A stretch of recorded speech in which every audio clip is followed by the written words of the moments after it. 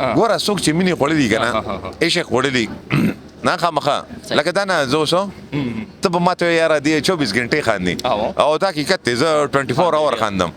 او مال خدای پاک طبیعت داسې راکړی خو شاته نه شاته زه بیا مړه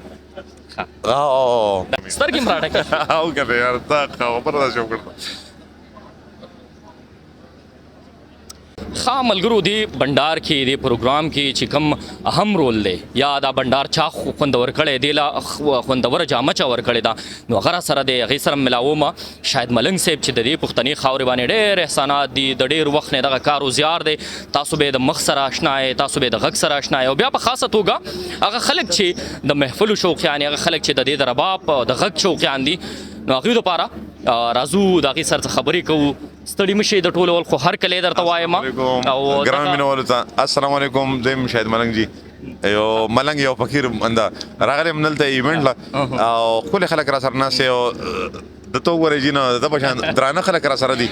نور سني شری خو لګه زما کار سره خوشحالي خلکو له ورکول دي که بخبل رنګ خو لکه نور خلکو له خوشحالي ورکول دي راځم یو پښتنه کومه زه هم چې دا پښتنه خاوره کله پکې جنگونه دي کله پکې درز غب دی یره ترها دا هر خواته لوګي لوګي ماحول دی بیا په داسې لوګي لوګي ماحول کې تاسو د خلکو په مخ خوشحالي راولي هغې نه دا یره ته لرې کوئ څه فکر لرئ دغه ګام ته یاره زه خو دا وایم که نه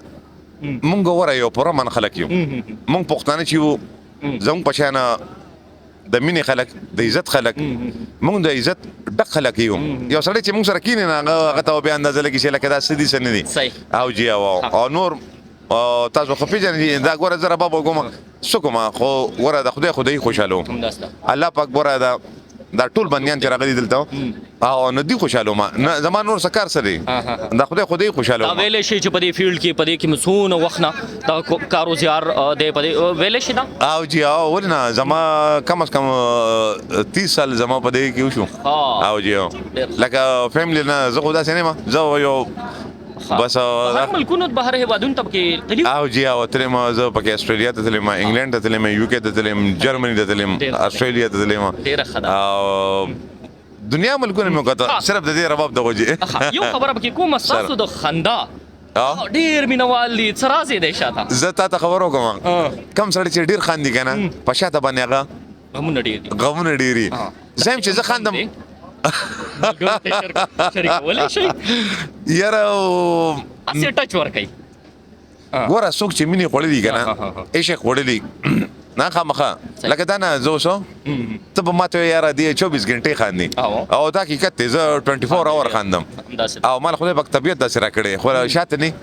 شاته زه بیا مړه او کنه خدای دې وکړي چې دغه غمونه دغه خنداګانو په خوشحالو بدل شي ډېره مننه شاید ملنګ صاحب وخت راکولو کور مدان خوشحاله اوسئ سترګې مراټه کوي او کنه یار تا خبره ده شو کړه